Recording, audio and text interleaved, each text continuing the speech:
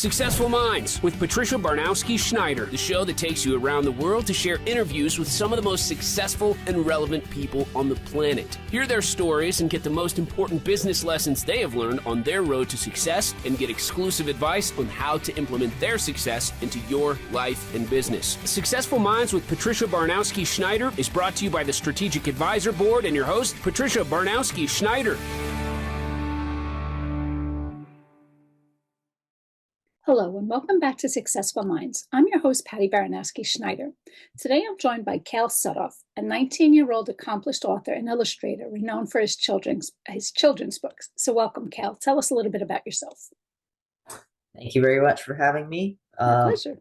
Like you said, my name's Kale Sudhoff. I've been writing for the past 4 or so years. Nice.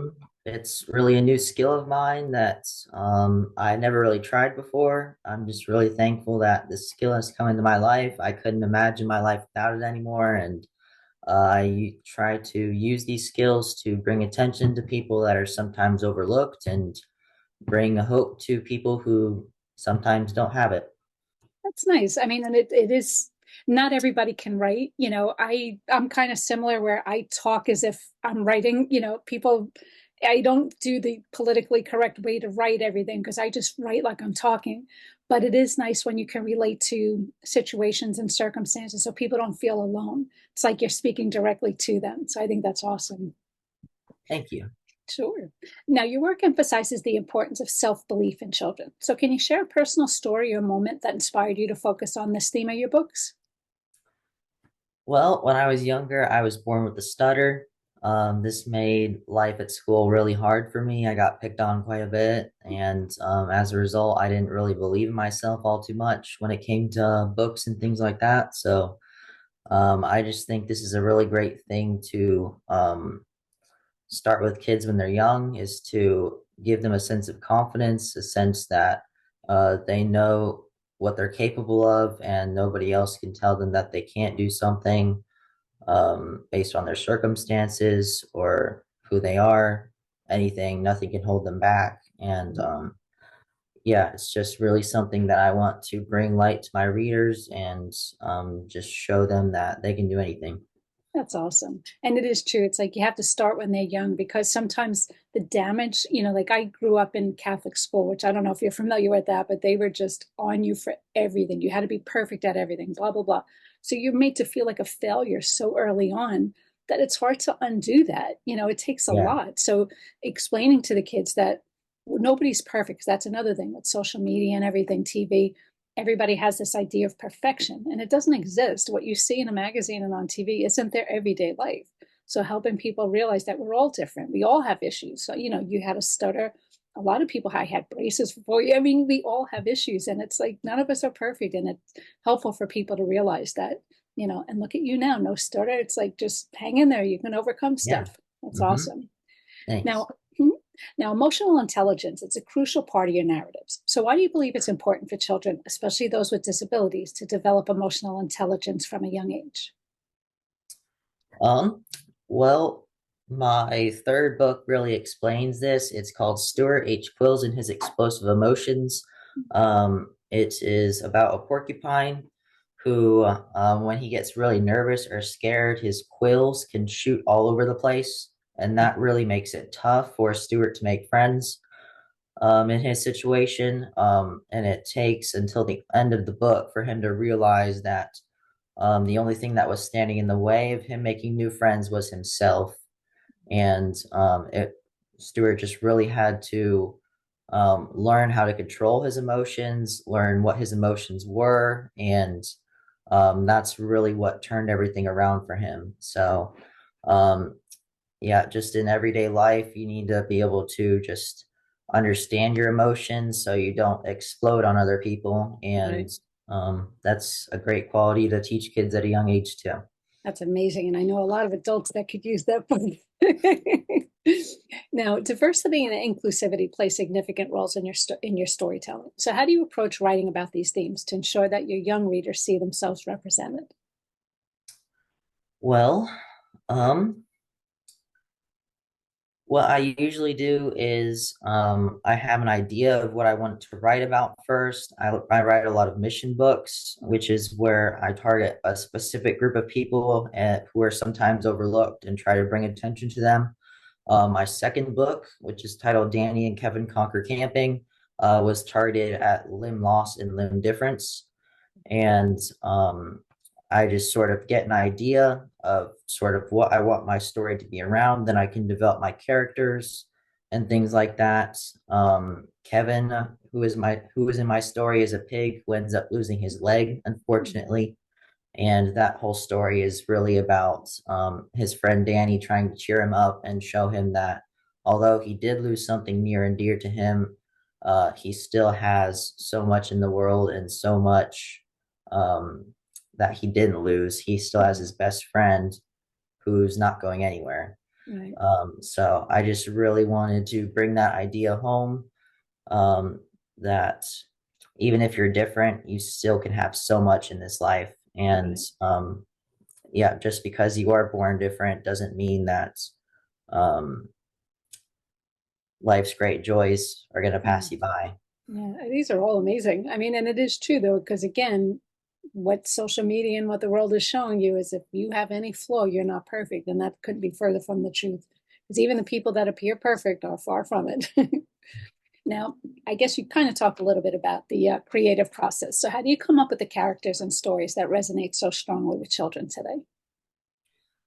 Um, well, I've had some great encounters with people over the years throughout my writing career. When I was first thinking about my ideas for Danny and Come and Conquer Camping, I was a sophomore in high school, and I was at my first track meet, my first home track meet, and it was nearing the end of the night. It was the 2 mile race, which is super long, 8 laps, and the gun goes off, and I'm watching with my team.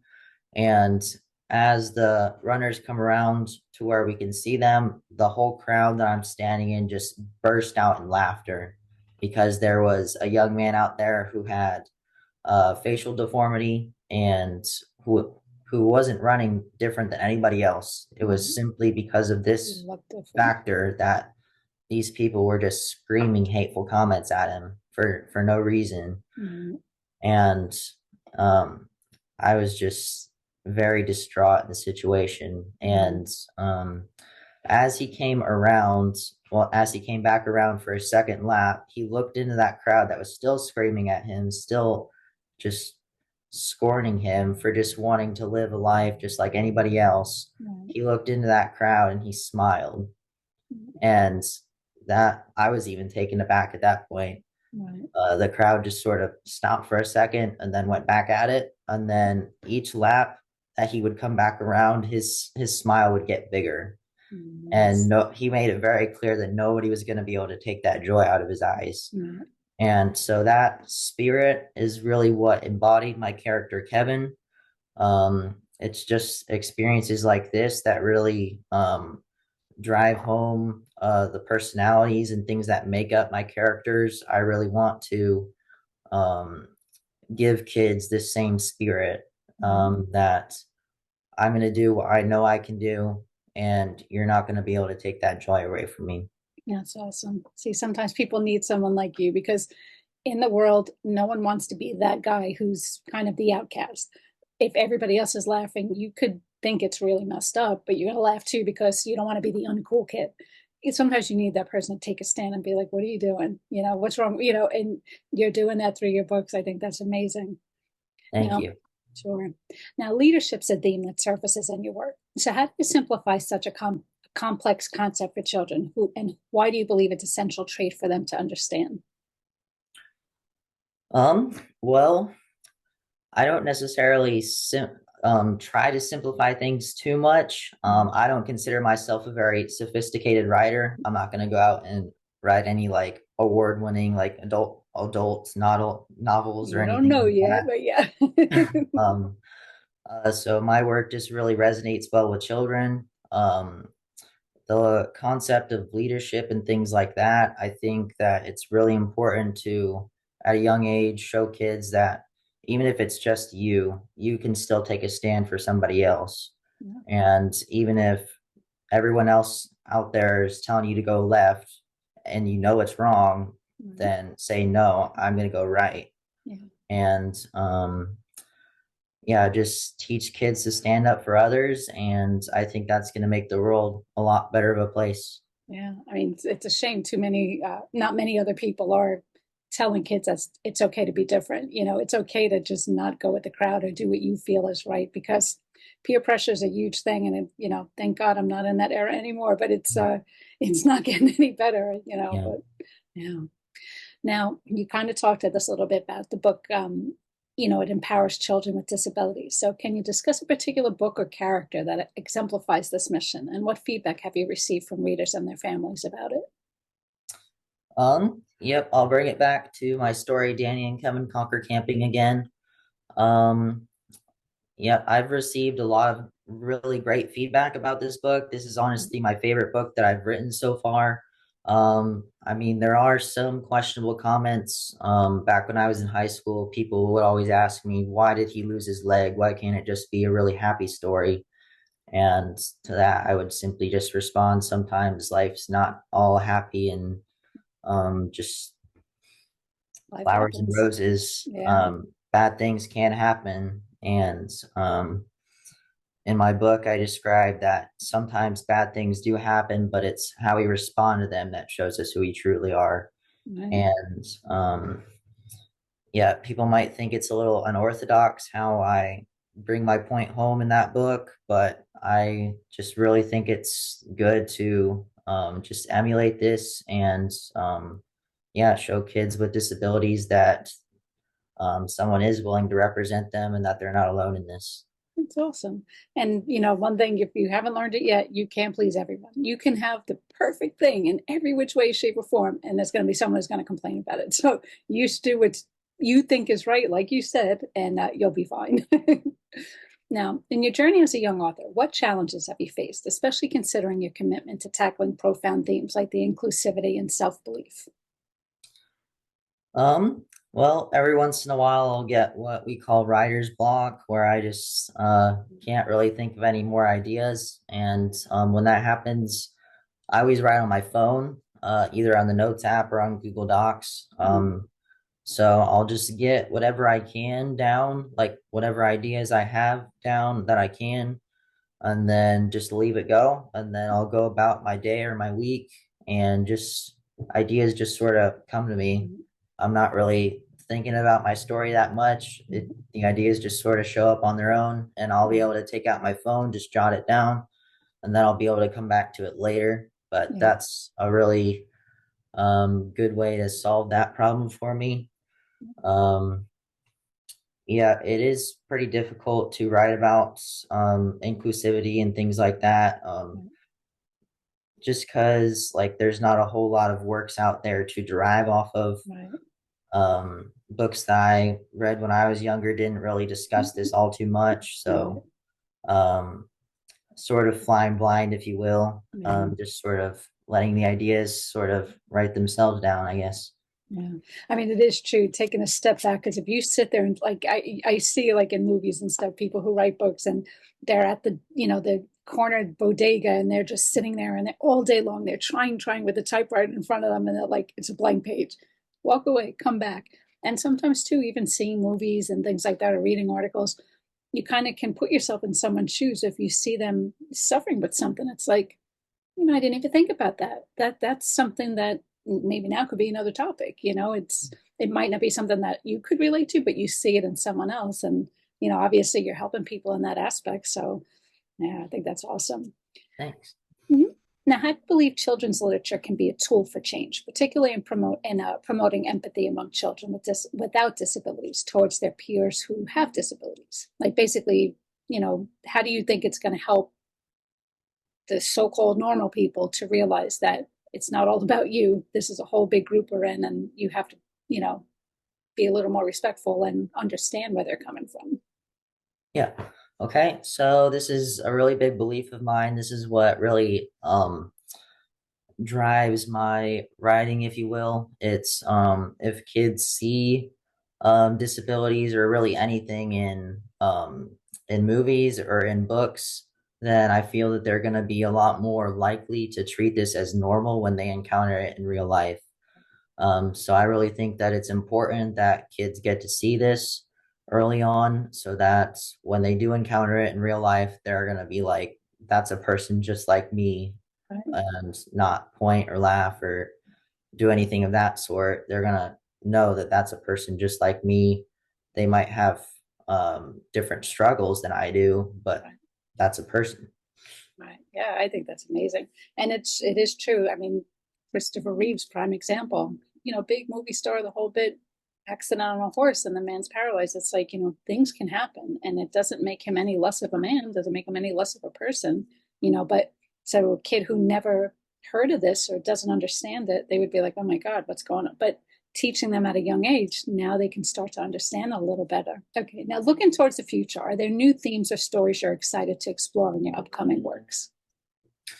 Well, I have a work in progress right now. It's called Yes. Born to Stand Out, and it is about, well, it is a mission book specifically targeting those with hearing loss or in the deaf community. Right.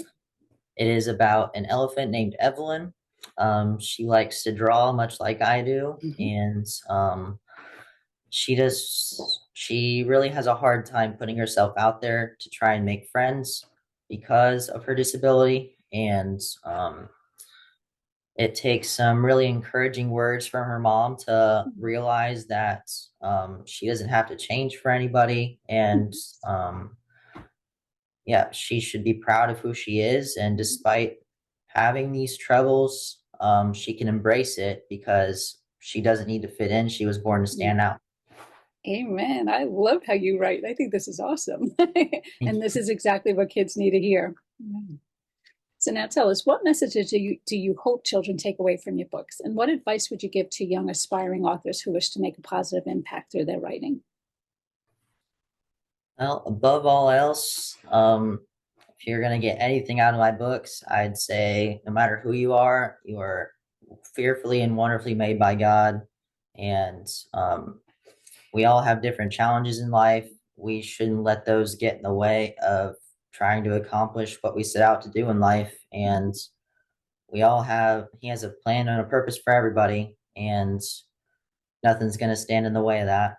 Right. And Wow. advice for new and upcoming authors, I just say, um, don't try and force the writing to come to you. Just let the writing come to you on its own. Right. If you're having writer's block, just take a step back, let the thoughts come to you. Don't try and force it, or else you're gonna be sitting there with a blank page all day. Wow. Awesome. Now, anything else we didn't talk about, we didn't cover that you want to mention? I don't think so. I think we covered it. All right. Now, do you ever do like go to the schools, local schools, and try to get them to incorporate the books into their libraries and whatnot to give kids an opportunity to? Because a lot of people might not have heard of this, but I think if you're bringing it to the schools and explaining to them how this, you basically help me to help you. I'm helping you teach the kids to incorporate all this. Yes, I've had the privilege of going into several schools and reading to all their elementary students, and Nice. that's my favorite part of my job, really, Nice. getting to go in and share my books with those kids. Kids can be brutally honest, and they're my Yeah. best critics. If there's something wrong with my book, they're going to tell me. I can count on them. So, yeah, that's just really my favorite part of my job. Nice. So, any listeners out there with kids, get these books because, we all want to be great parents and teach the kids right from wrong and whatnot. But this is like not something that you normally think of. And you're not at the school all day. So, you don't know what the kids are saying and what they're saying. And, this is kind of helping them to become better people, and anybody in the school district, get these books for your classes. But I think that's awesome. So, I'm going to include your contact stuff, but how can people get a hold of you or learn more about you and your books? I have a website called kalesudhoff20.wixsite.com/portfolio. It's a long one. Okay, cool. I'll include that on here. But All I right. think this was Thank such you. an awesome story. So thanks again for being on the show. Again, that was Kale Sudhoff. So thanks for listening to Successful Minds with Patty B. never miss an episode by subscribing to the channel. So thank you so much again. Thank you for having me. My pleasure.